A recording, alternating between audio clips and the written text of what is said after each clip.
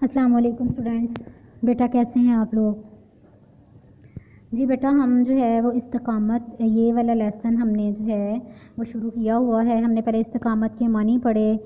سیدھا چلتے رہنا، سیدھا رہنا، اور اس کا مفہوم کی جتنی بھی مشکلات جو اس کا اصطلاحی مفہوم ہے قرآن و سنت کے لحاظ سے وہ ہم نے پڑھا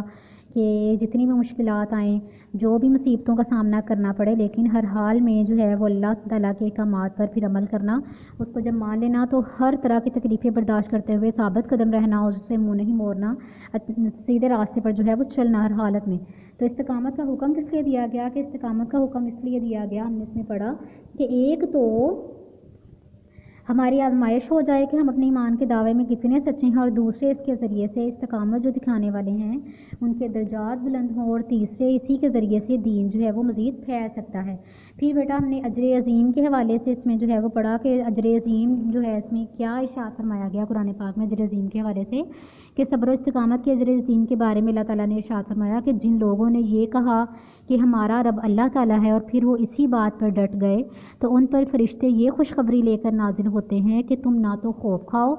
اور اس جنت کی نوید پر، اس جنت کی خوشخبری پر خوش ہو جاؤ۔ یعنی کہ اس میں قرآن پاک میں اس کے حوالے سے بہت زیادہ جو ہے وہ لوگوں کو جنت کی خوشخبریاں دی گئیں جو کہ استقامت کا مظاہرہ کرتے ہیں۔ پھر بیٹا ہم نے جو ہے وہ رسول اکرم صلی اللہ علیہ وسلم کی استقامت کے حوالے سے پڑھا کہ آپ صلی اللہ علیہ وسلم نے کیسے اپنی زندگی گزاری، کہ جتنے بھی مشکلات آئیں، جتنی بھی مصیبتیں، لیکن حق پر جب آپ صلی اللہ علیہ وسلم نے جو ہے وہ لوگوں کو حق کی طرف آنے کی دعوت دے دی، لوگوں کو حق کی طرف جب بلانا شروع کر دیا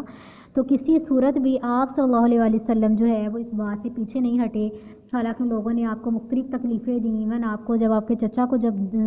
دباؤ ڈال کر آپ صلی اللہ علیہ وسلم کے پاس بھیجا گیا اور انہیں کہا گیا کہ آپ صلی اللہ علیہ وسلم کو اس کام سے روکیں، تو آپ صلی اللہ علیہ وسلم نے یہ فرمایا کہ اگر یہ کافی لوگ میرے دائیں ہاتھ پر سورج رکھ دیں اور بائیں پر چاند بھی رکھ دیں تب بھی میں دین کی تبلیغ سے باز نہیں آؤں گا۔ تو ایون غزوات میں جتنے بھی غزوہ بدر تھے، وہ غزوہ احد تھا یا غزوہ جو ہے وہ مختلف غزوات ہوئے، ان میں کتنی ہی مصیبتوں اور مشکلات کا سامنا کرنا پڑا، کتنی ہی تکلیفوں کا سامنا کرنا پڑا، لیکن پھر بھی آپ صلی اللہ علیہ وسلم کے پائے مبارک میں کوئی لغزش نہ آئی، کوئی بھی جو ہے اب آپ صلی اللہ علیہ وسلم کو جو ہے اس بات سے فرق نہیں پڑا، لیکن آپ صلی اللہ علیہ وسلم نے ہمیشہ ثابت قدمی کا مظاہرہ کیا، کبھی بھی جو ہے وہ آپ صلی اللہ علیہ وسلم حق کا پیغام پہنچانے سے یا لوگوں کو حق کی طرف دعوت دینے سے ایک قدم بھی پیچھے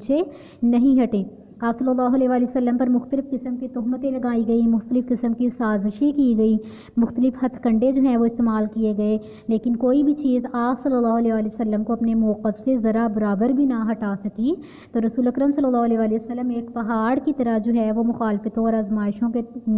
طوفان میں ان کے مقابلے میں ہمیشہ اپنی جگہ پر قائم رہے، اور ایک جو ہے تھوڑا سا بھی آپ صلی اللہ علیہ وسلم کبھی جو ہے وہ اس میں آپ نے منہ نہیں پھیرا۔ تو اب بیٹا ہم صحابہ کرام کی استقامت کے حوالے سے پڑھتے ہیں کہ آپ صلی اللہ علیہ وسلم نے تو استقامت کی بہت زیادہ مثالیں پیش کی، لیکن اس کے ساتھ ساتھ جو آپ صلی اللہ علیہ وسلم کے جو صحابہ کرام تھے، جو آپ صلی اللہ علیہ وسلم کے جو ہے وہ نیکوکار دوست تھے، جو ساتھی تھے، وہ بھی کیسے انہوں نے ہمیشہ استقامت کا مظاہرہ کیا اور کبھی بھی اس سے ذرا برابر بھی وہ پیچھے نہیں ہٹے، ان کی استقامت کے حوالے سے اس میں پڑھتے ہیں۔ تو صحابہ کرام رضوان اللہ علیہ جو ہیں انہوں نے جو استقامت کے کارنامے سر انجام دیے، وہ جیسے ثابت قدم رہے، وہ بھی ہمارے لیے یہ چیز ایک بہترین نمونہ ہے، یہ چیز ہمارے لیے بہت اہمیت کی حامل ہے، اس کو بھی ہمارے لیے یہ چیزیں واضح طور پر یہ اہمیت رکھتی ہیں۔ حضرت خباب بن الارت رضی اللہ تعالیٰ عنہ، ٹھیک ہے، یہ نام ہے حضرت خباب بن الارت، یہ بیٹا مختلف یہ جو ہے ان کی مثالیں دی گئی ہیں کہ خباب بن الارت یہ ایک صحابی رسول صلی اللہ علیہ وسلم تھے،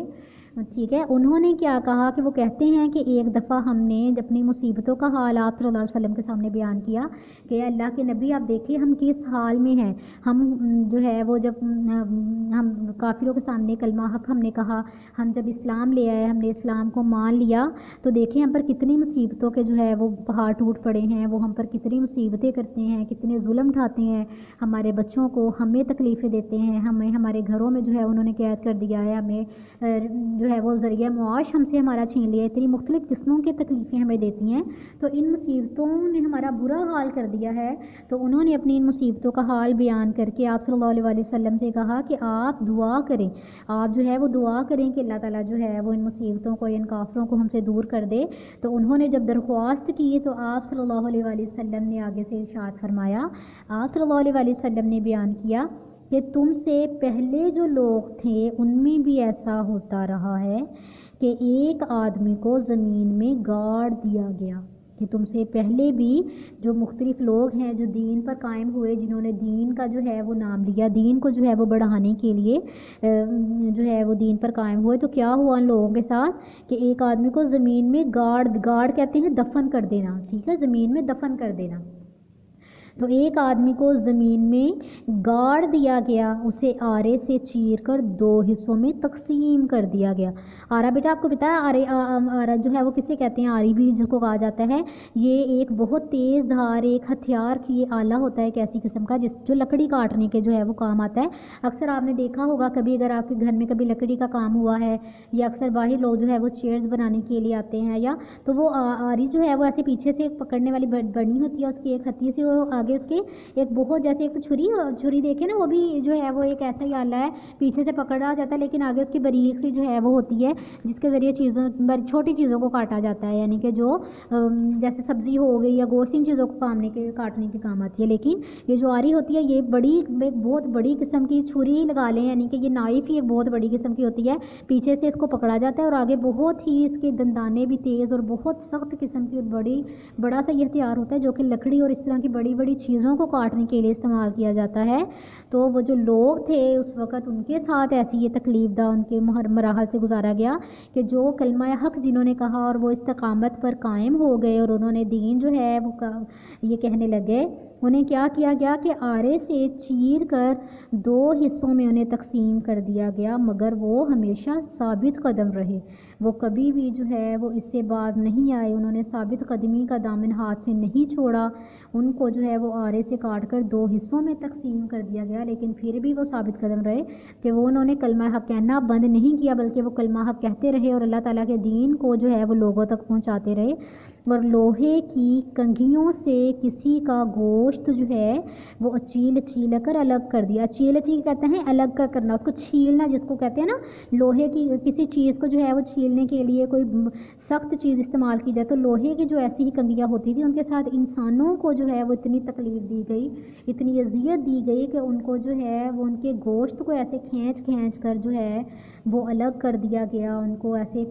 اچیل کہتے ہیں کھینچنا، کنگھیوں کے ساتھ لوگ انسانوں کے جسم کو جو ہے وہ گوشت کو نوچا گیا اور کھینچ کر جسم سے الگ کر دیا گیا۔ اتنی تکلیف سہنے کے باوجود پھر بھی وہ اپنے دین سے جو ہے وہ ذرا برابر بھی نہ ہٹے، اور پھر انہی حضرت خباب رضی اللہ تعالیٰ عنہ جو کہ آپ صلی اللہ علیہ وسلم سے مصیبتوں کا یہ حال بیان کر کے دعا کی درخواست کرتے تھے، تو ان کے ساتھ پھر کیا ہوا کہ انہی کے ساتھ جو حضرت خباب ہیں انہی کے ساتھ یہ ہوا کہ اسلام قبول جب انہوں نے کر لیا تو اس کے نتیجے میں اسلام قبول کرنے کی وجہ سے اس کے نتیجے میں ان پر طرح طرح کے ظلم جو ہے وہ ڈھائے گئے، ظلم ڈھانا کہ مختلف تکلیفیں دی گئیں، مختلف جو ہے وہ ظلم ان پر کیے گئے،